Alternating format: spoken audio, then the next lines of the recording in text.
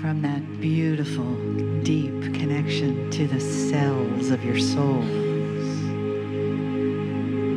Take a breath and come into the center of your being, where the vibration of your old soul knowing is saying yes. And another breath and dropping in more deeply, expanding that yes into all the parts of you. The part from the past, the part in the future, and of course, the part right in the now, where we are as family. One vibration as one heart,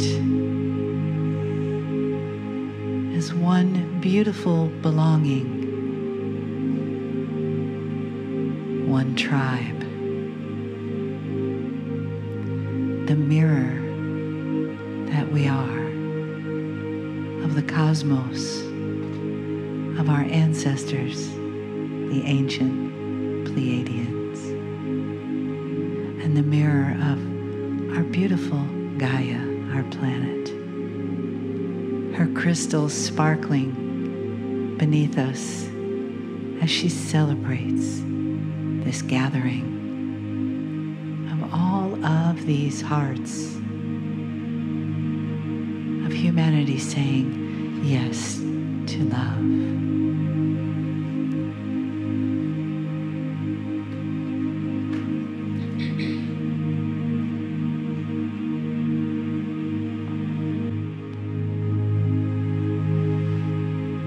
Greetings, dear ones. I'm Kryon of Magnetic Service.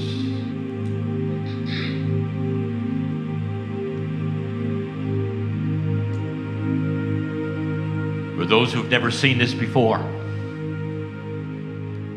you'll notice that my partner does not prepare or adjust for channeling. And as we've said before, this is because the divinity of what he is doing is part of him, like it's part of you. And through these years, there has been a meld. And the meld is described as that which is the human being understanding that the great source, which you would call God, is part of you, given to you in that which was the creation story. You might say, what is it that the channeler is going to give me today? And I haven't already heard from those on the planet that would have a belief system that I am ingrained in, that I believe in, that I've invested in.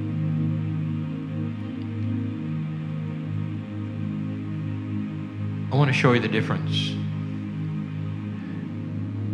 What you've been told about the love of God is wonderful, beautiful. You feel it, don't you, when you worship?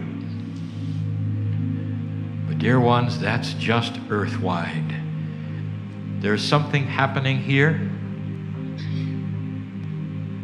that begins to expand everything you've ever been told to be such a grander, greater story than you can believe.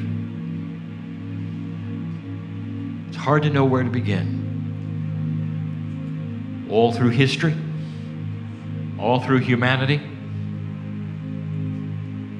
up to these days of the shift, everything has been wrapped around the singularity of one idea, the planet Earth.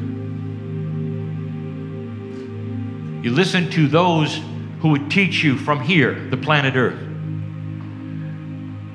All of the systems of belief that you would have originate here, the planet Earth. Oh, you speak of the one God, but that God made the planet Earth. Even the scripture starts with the creation of planet Earth. And so what you have, dear ones, is a beautiful story of what happened here. Let me ask you, in this day and age, as you look out into the cosmos, the vastness of your own galaxy, you start making the discoveries of physics, of chemistry, of sameness, of the potential even of life on other bodies, moons, even with your own solar system.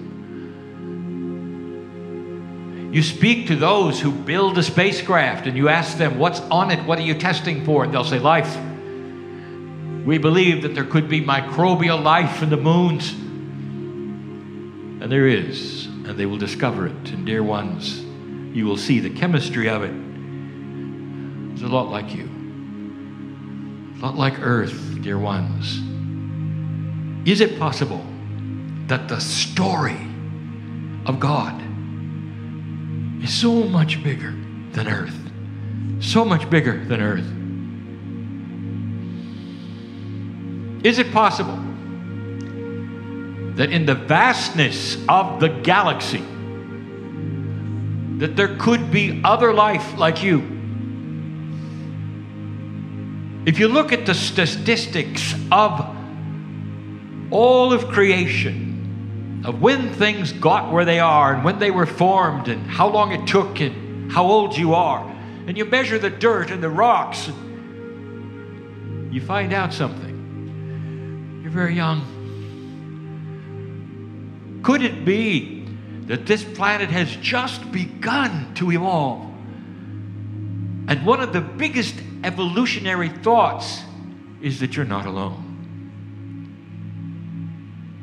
What if the statistics are correct and that there's life everywhere?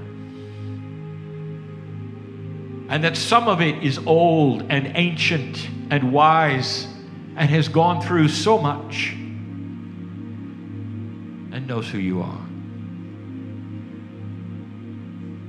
What if I told you that there are those who protect you from others? And you would say, well, that's a far cry from what we believe. I would like to introduce you to a grander plan. It's one that says this, that there's more than you that is divine in this galaxy. That the God that created this planet and this galaxy and this universe was busy creating life in other places long before the spark of life ever got to this planet. Isn't it interesting that you put categorically things in little boxes and you have linearity in all your belief system wrapped around the globe called Earth? And in that, you see angels and you see humans. And there's nothing in between, is there? You're either a human or you're from an angelic source. Nothing in between. And dear ones, that is because the linearity of humans in a place that's just been isolated like you has only that concept. What if there were shades of divinity? Have you ever heard of those from Orion? Have you ever heard of those from Arcturus? Have you ever heard of those from Sirius? Have you ever heard of the Hathors? On and on. What are those? Who are those? And there would be those who would say, that's nonsense, they don't exist. And there are others who would say, I've met them. And overwhelmingly, all of them have one attribute: compassion, help, love.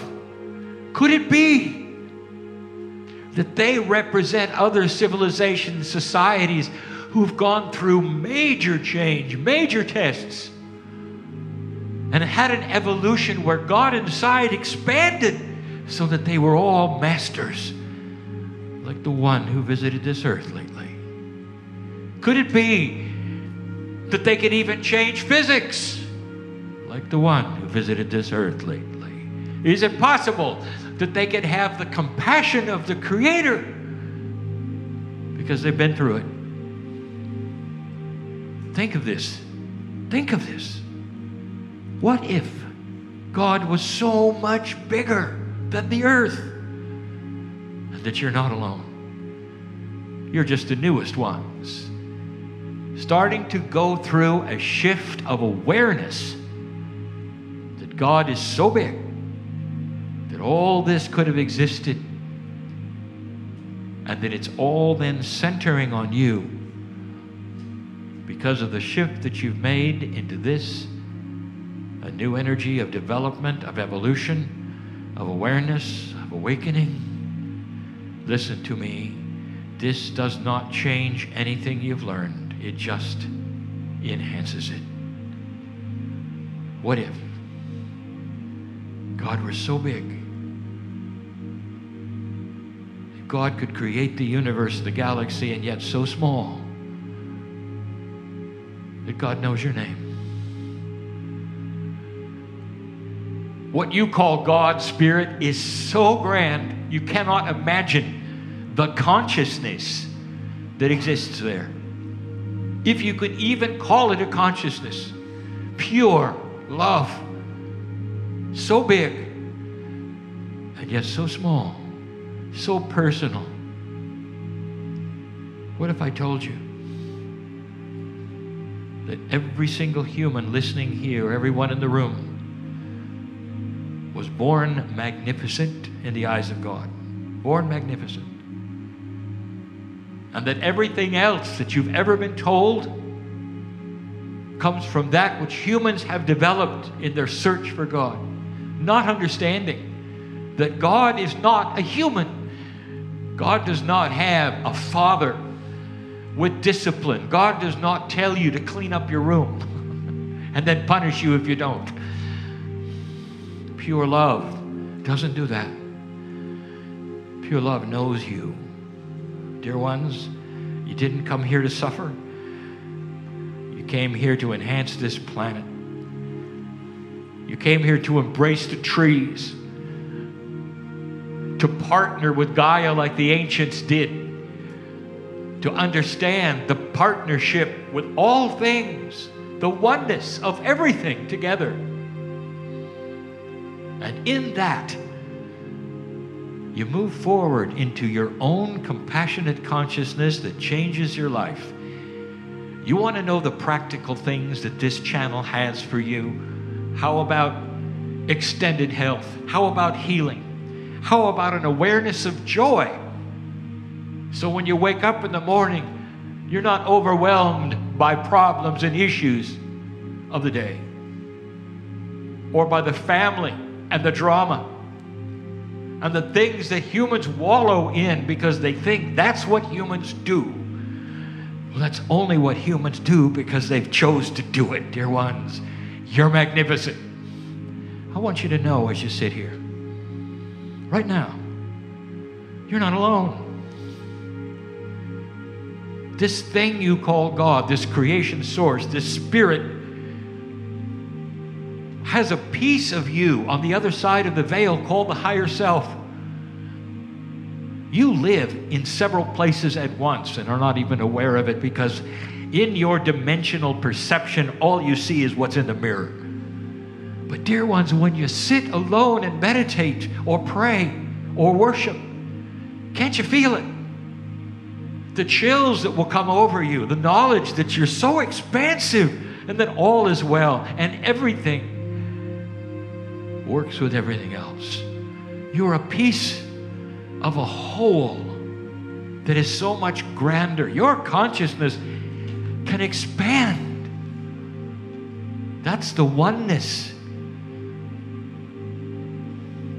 It's time to get out of the planetary view and into that which is the universal view, the galactic view, that there are those who have gone before, like you, looking like you, acting like you, with consciousness like you, humanoid like you. You'll meet them someday.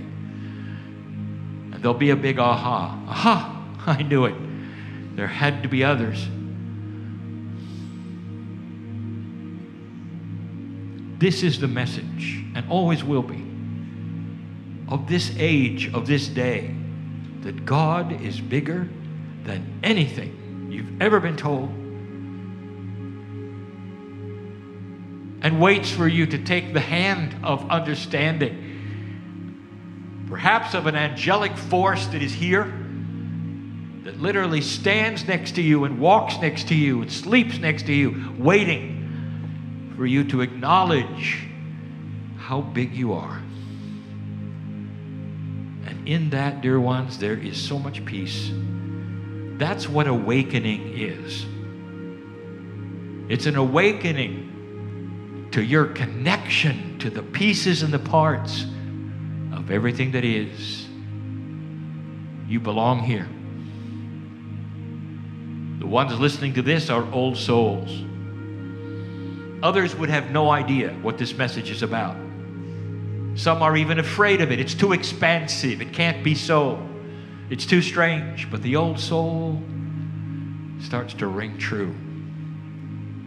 An old soul, the reason you're here is because when you start to expand into these things, everything changes. And what changes for you is the compassion factor within each of you. It starts to change how you feel about each other, the world. You start to look at the things that you didn't like before, and you start to realize, well, perhaps there are shades of appropriateness, and I'm looking at the difficulties they may have instead of what's wrong with them. It allows you to send your compassion to dark places, to put light in places that need it instead of complaining about them. That's compassionate action.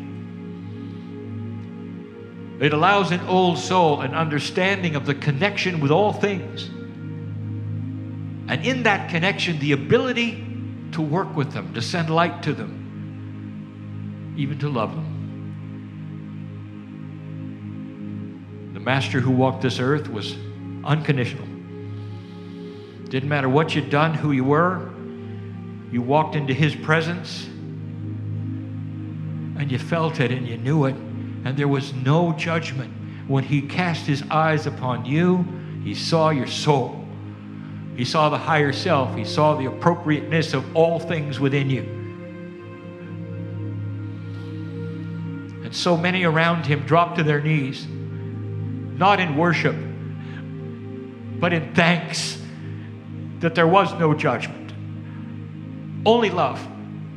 And then they received what they came for. Healing, redemption, light, a new start, a new way, a new understanding of who God is. And that is the message of this channeler, of this time, and always will be. Awakening to grandness beyond anything that you've ever been told. That's enough for now. Is the message any different from yesterday? No, it is not. It'll be the message of tomorrow, the next day, and the next. And that is because the message is about you, about your life, about everything that you're going through. And so it is.